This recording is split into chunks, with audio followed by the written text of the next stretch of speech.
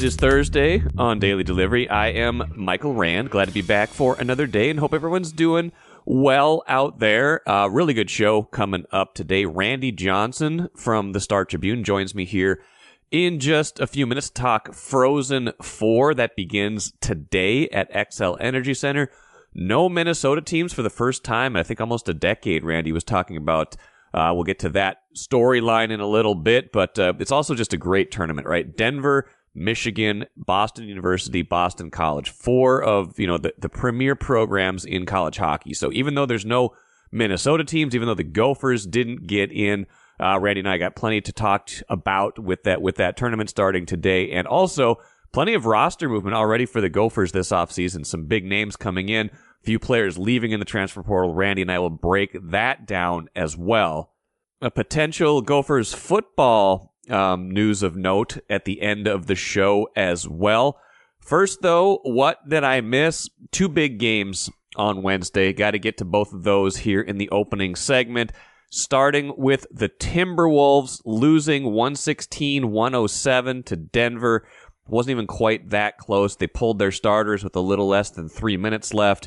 Both teams playing on back-to-backs. This was everyone knew what was at stake, though, right? This was essentially the battle for the number one seed in the West. Both teams went in with identical records, 55-24.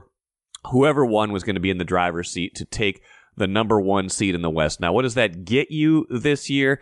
It gets you home court advantage, obviously, throughout the Western Conference playoffs, not the finals if you get there because Boston has a better record in the East.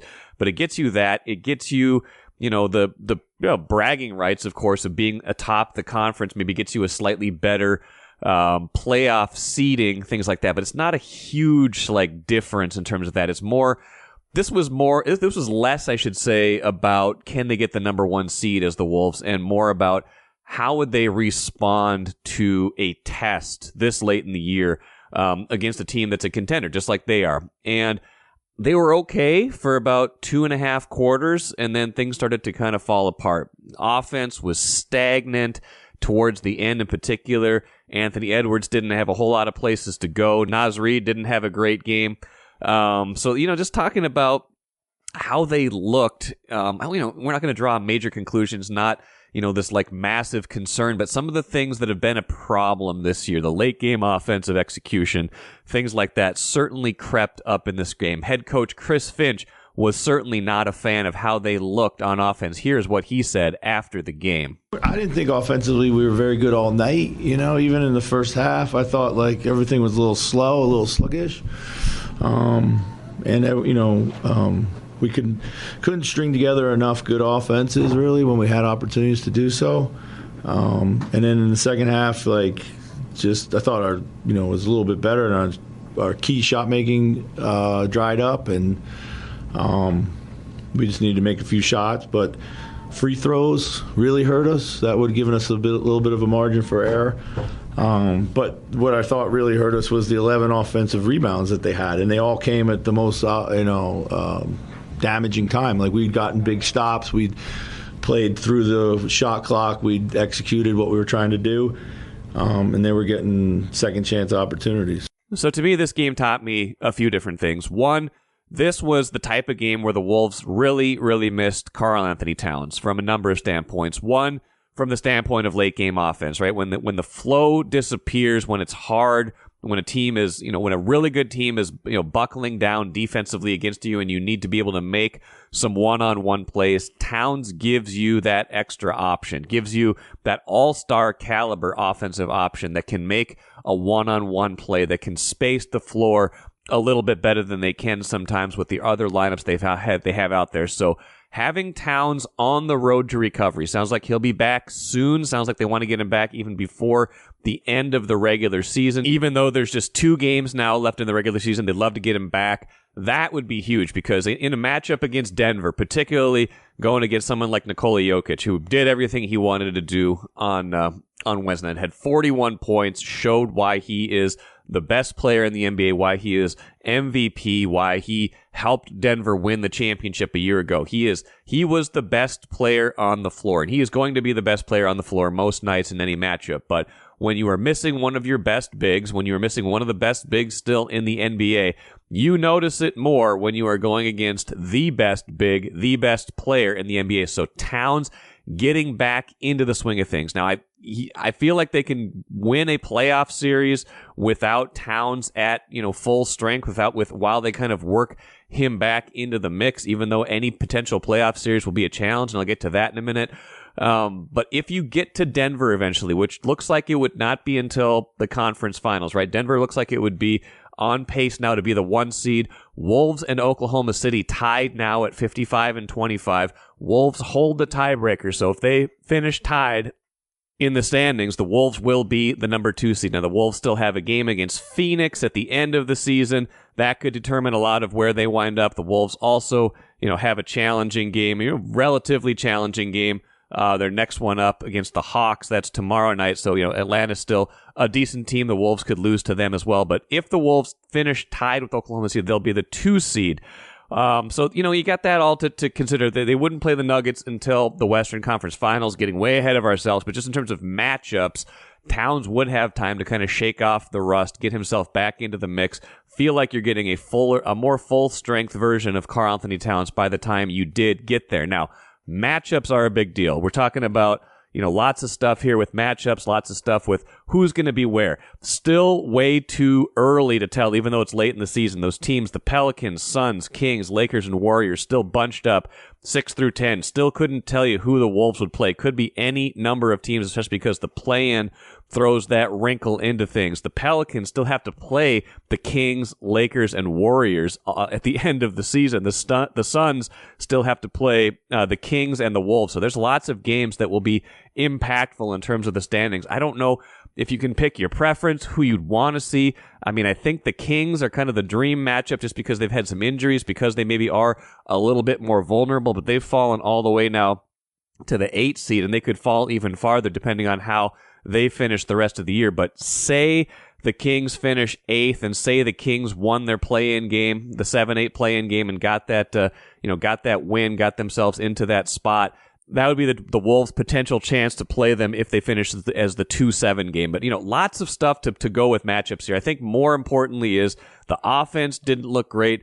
Need to get Karl-Anthony Towns back, and just kind of not feeling great about your performance against the Nuggets. I know they've been good against the Nuggets. I think that the Wolves, like Chris Hine has said, like Chris Hine has written, feel good about the matchup in general with the Nuggets if and when they get to them in the playoffs or even in the regular season. But they did fall flat in this game. So what does that mean for crunch time, regular season, rest of the season, things like that?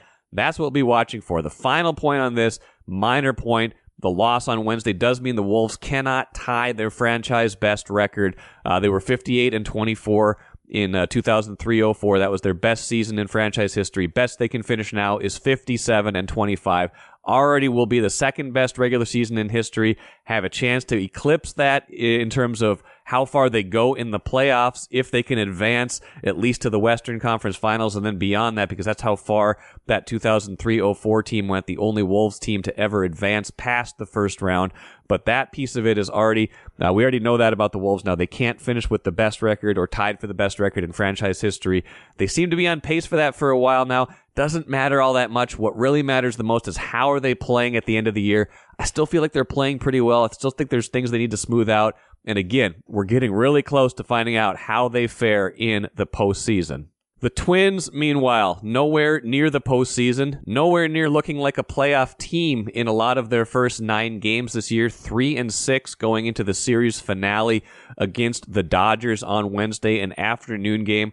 If a team needed a win this early in the season for a confidence boost, yes, even a team that's coming off a playoff appearance, coming off a division title, coming off of winning a playoff series for the first time in so long, winning a playoff game for the first time in so long in 18 tries. If a team like that needed a confidence boost, needed a win, it was the Twins on Wednesday, and they got it. A pretty crisply played game.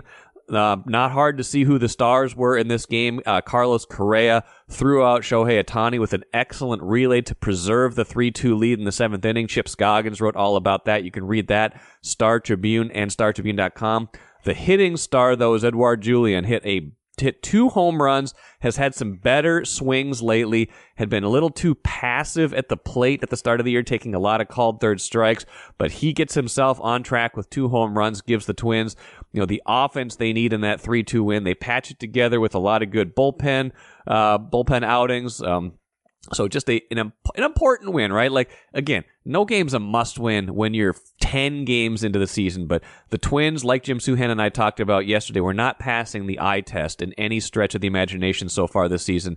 In this game, they did, and it's especially important to get Julian going because their offense feels a lot better when he is rolling. Here was manager Rocco Baldelli after the game talking about Julian's contributions and what he looked like in that win. Those were great swings. When he's going good, he really is seeing the ball to that depth and hitting the ball hard to the left side of the field. And seeing that it's really a wonderful sign for us. And he's been focusing on these left-handers and the guys that he's probably been thinking about all spring are those left-handers. So being able to go out there after the good swing last night, that was a line out to center, and now hitting that ball today, that's good to see. And I love it. Like I would love to see him go out there and face some more left-handers, and he's proven himself in the games.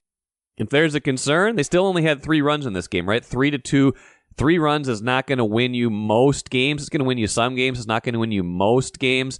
They need to get the offense figured out to a larger degree, but some encouraging signs, a win to kind of stop this bleeding. They were 0-4 on the homestand coming in. They couldn't afford another loss just in terms of how they were feeling. So the win felt important from that standpoint, and we'll see what they can sustain now that they go back on the road. Open a 5.15% annual percentage yield 9-month certificate from Royal Credit Union. Open now at rcu.org/certificate515. Early withdrawal penalties could reduce earnings and principal. APY accurate as of 4/26/24. Insured by NCUA. Let's talk college hockey right now with the Star Tribune's Randy Johnson. Frozen Four starts Thursday at Xcel Energy Center, Randy. A little bit of a different feel, obviously, than if the Gophers were in it or another Minnesota team was in it, but still quite the 4-team selection that we got here. Some great programs: Michigan, Denver, the Boston schools. Like, it feels like it will be a really good Frozen Four. What's the kind of mood so far as you kind of take it all in? Oh, just got here at 10:30 this morning, so haven't really talked to anybody yet. But no, it should be. You look at the field and.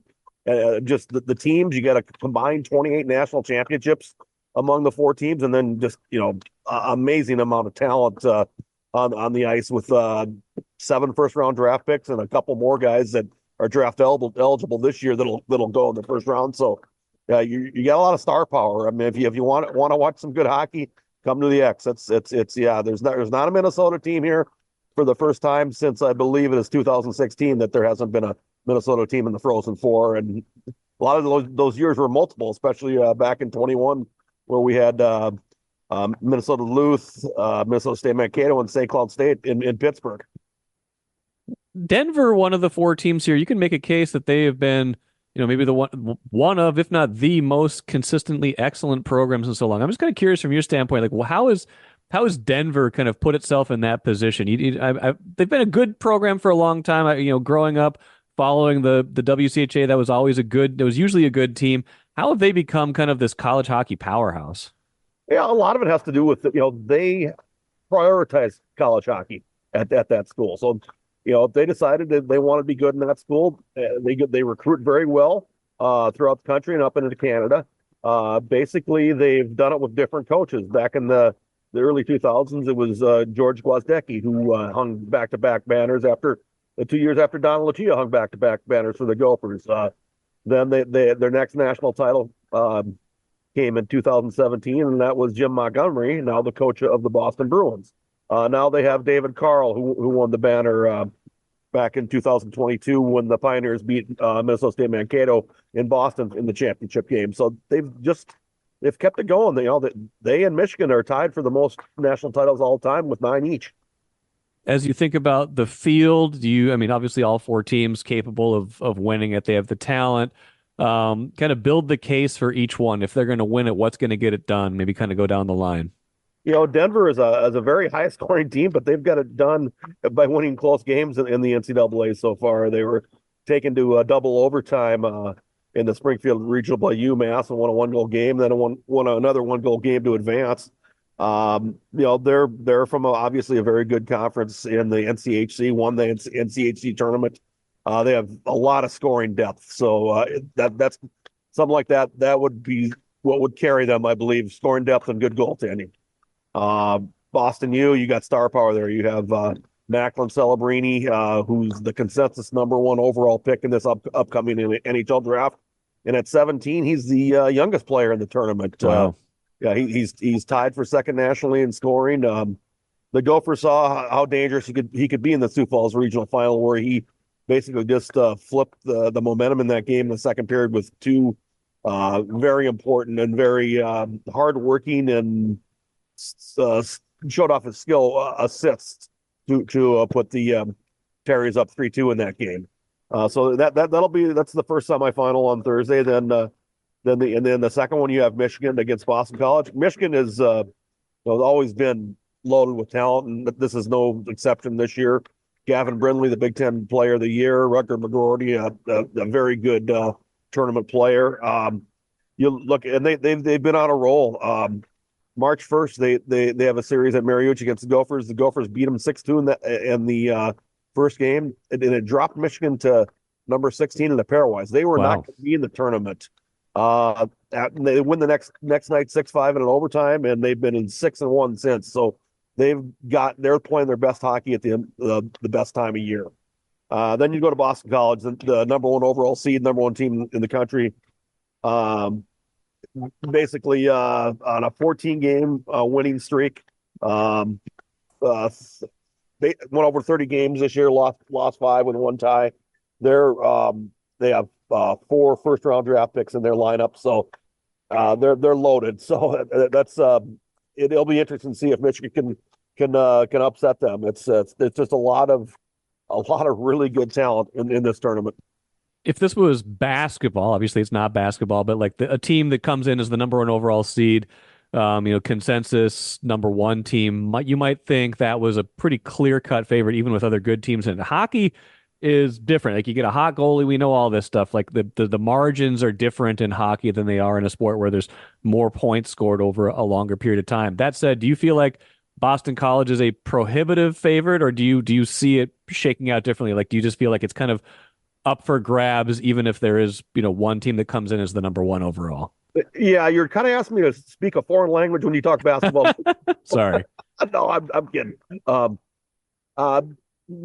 I would say they're the favorite, but if you go plurality versus majority, So Yeah. I would say 40%. I don't know, something That's along. fair. Yeah. When you usually in hockey games you play to 3. And that doesn't always mean that the best team wins. Sometimes the best goalie wins. I remember, one of Doug Woog's favorite sayings was they shouldn't have named the sport hockey. They should have named it goalie. Right. So you get somebody standing on their head. Yep. No doubt about it. Well, it'll be fun to watch starting Thursday. The Gophers certainly wish they were there. They, came a game away from getting there before, like you said, losing to Boston U in the region final in Sioux Falls. That said, their off season has been busy already. Take me through kind of the ups and downs. Lost a couple guys to the portal, but picked up an awfully good one from Connecticut. Yeah, it's the roster situation is they're building it for next year. First big bit of good news they got was Jimmy Snuggerud deciding to come back for his junior year. He's a very integral part of what they want to do. Great goal scorer. I'm sure this season he kind of had a tough second half of the year. I'm sure that didn't leave a good taste in his mouth, and he wants to come back from that. They've lost 3 guys in the portal: Garrett Benonimi, Charlie Strobel, and then just yesterday Carl Fish. Those guys were more supporting cast type of players. But the big news was getting Matthew Wood in the transfer portal from UConn. He's a 2023 first-round draft pick of the Nashville Predators, number 15 overall. Big kid, 6'4", 200. He can score. He hasn't had what you would call highly prolific seasons at UConn, but you look at where they might slot him in. You could have a line of all first round draft picks if you put him on there with Jimmy Snuggerud or Oliver Moore, or if you split them up, you balance things out a bit. It's Bob Motzko looking to bring in talent, and they lost Logan Cooley last year. They had a really good recruit in Cole Eiserman that flipped to BU, so this helps replace that. Is this kind of the way of the world now in college hockey? I mean, there's been transfers before. I don't remember that many, not like, big time year to year kind of like following this along and the Gophers getting big transfers like this. You can correct me if I'm wrong though. Or is this a newer kind of way for them to supplement their roster? It's a newer thing with the portal era, where you can move and not have to sit out a year. Basically, they haven't relied upon it a whole lot yet. A couple of years ago, they brought in Grant Cruikshank from Wisconsin, who was here for a year. Then he ended up going to St. Cloud State, kind of a depth center. Basically, they haven't hit that. Matthew Wood is the first one that you really signals that somebody, a higher end guy. You might see more of it with the Gophers going forward. I don't think they'll go, full into it like UND did this year. UND had basically their whole blue line was transfer players, and made them very competitive.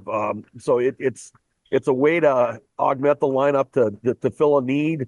But I think there'll always be still a developmental program trying to bring guys in and develop them. Get them ready to go to the NHL. A lot of times they'll be them, which might force them to look for somebody for a stopgap for a year in the portal. That said, I mean, you wrote about Dinkytown athletes and college hockey and how this is, maybe the name, image, likeness isn't transforming or like taking over college hockey like it has college football, college basketball to a certain degree. I mean, those are still developmental in some ways, but you're seeing big money, going to these players who are the top players to either sign initially or transfer. How do you feel like that's going to factor into college hockey, and how is it maybe already influencing the decisions of guys like Snuggerud and Wood to come here? Yeah, I think it's something that you're gonna see more of. I think it was kind of a deal where people were dipping their toes in and saying, okay, how's this going to work? What's the rules going to be? And no, we don't know for sure what might shake out in the future in this. It seems like with NIL it changes every day, but if college hockey, you'll see some teams become players in it. We look at North Dakota. Now they have a collective up there called the 1883 Collective, and you being from Grand Forks, yes, that the priority there will be hockey. It won't be necessarily be basketball and football, even though they are Division I teams in that sport. Most sports, right. But hockey's king up there, so that's going to be something that teams like the Gophers and Michigan, Wisconsin, Big Ten teams across the country are going to have to compete with. You look at if you have, say you have a place with a lot of NHL alumni, they might band together and do some type of NIL thing to try to help get some players in. It's one area where it could help too is that with college hockey, you have 18 full ride scholarships, a total of. You can split them up any way you want to as a coach, but you don't get to cover all of your roster, which is around 25 players right. with a full ride. So maybe an NIL deal steps in and fills in the gap for somebody who might be getting a half ride, that type of thing. Did it catch your attention particularly when Snuggerud's return was correspondingly announced with the Dinkytown athletes tweet that we've seen from some of the football players and things like that? Oh yeah, I mean I caught it right away. I mean that's the way of the world now. I know it drives some fans nuts, and it's like, why are they announcing they're coming back to Dinkytown? It's like that. Well, it's a way to get Dinkytown's name out there. It's Dinkytown is trying to get as many people to sign up with them as they can to help fund the U athletes. Royal Credit Union's smart checking accounts offer no monthly fees and no minimum balance.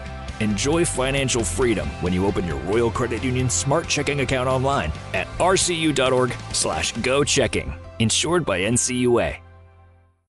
Couple more things for you, Randy. With football and basketball, it seemed like, portal gives, the portal takes away, but it's hard for the Gophers to compete probably with some of the bigger name, bigger, deeper pocket collectives that are out there already. In hockey, is that a different equation? Could they potentially position themselves to be kind of a dominant player in this game, since the money might not be as big and because the program is, a relative giant in that space? Yeah, most definitely. If they end up getting, a lot of people who are decide to donate to Dinkytown athletes because they're hockey fans, and when people join, they can determine where they want their money to go, which if they can pick a sport, that type of thing. So they're a blue blood right now, and I'm guessing the blue bloods stay the same if they get into the NIL game. If they jump in hard. I'm guessing the Gophers fans don't complain as much when they get players in the portal as much as they do when they lose players in the portal. Yes, yeah. If you're bringing in some talent and not losing it, I do think it'll help teams like the Gophers too that do lose guys, after a couple years to the NHL. Right. Okay. Any final thoughts on the Frozen Four before I let you go? I want to make sure we don't stray too much from that. Just feels like it got a lot of good teams here. I hope people are energized by it, bringing a lot of good fan bases. I'm sure it'll be hopping over in St. Paul. Yeah, the Frozen Four is always, it's a convention for college hockey fans. Yeah, I understand that not everybody is that. I don't understand why they're not. Right. But no, it'll be a good scene here. Yeah, you would have preferred, say the Gophers or a Minnesota team or a North Dakota or somebody like that here for more of a regional flavor, but it's still great hockey. Absolutely. Well, Randy Johnson, appreciate it. As always, go cover that tournament. We'll follow it on StarTribune.com and in the print edition, and we'll talk to you soon. Sounds good, Mike. Appreciate it. Thanks. Really good stuff from Randy. Follow his coverage all weekend at StarTribune.com and in your print edition, like we said. It's just going to be a fun tournament. I wish there was a Minnesota team just for the sake of, just for the sake of fun, just for the sake of a little bit more of a local angle, and obviously for Gophers fans, but it will be a great tournament nonetheless, and great coverage coming up from Randy. Let us finish with the cooler. Randy and I spent a decent amount of time talking about the college hockey transfer portal just now and what kind of the impact of that will be going forward. College football transfer portal. Randy and I didn't talk about this because this happened after he and I talked, but football is his primary beat at the Star Tribune. Marcus Fuller, who helps out with football, wrote a story on Wednesday. Jackson Howard, the former Robbinsdale Cooper star who went to LSU, one of the best Minnesota recruits in a long time. He is entering the transfer portal. Interesting. Defensive end. Played 5 games last year. He was in spring practice with LSU. He is in the portal now, according to multiple reports. 6'4", 240 pounds, 4-star recruit, number 1 player in the state of Minnesota 2023 class. He visited the Gophers originally back before he made his decision. This will be interesting. Is this someone the Gophers could add in the portal? Could he be an impact player? The Gophers have lost plenty of guys in the portal. We've talked a lot about, the portal giving, the portal taking away. Randy and I just kind of joke right now that Gophers fans certainly don't have as much of a problem with the portal when they're getting players as opposed to losing players. So we will see. That will be an interesting one to watch. Is that somebody the Gophers could land? Would you start to feel differently about the transfer portal if they could get that caliber of player in here right now? That will do it for me today. John Marthaler will join me on Friday's show to talk Minnesota United soccer. Emmanuel Reynoso, MIA again. We will get into that on the show, as well as the strong start overall to the new look Loons. Jim Suhan will also check in with me from the Masters on tomorrow's show.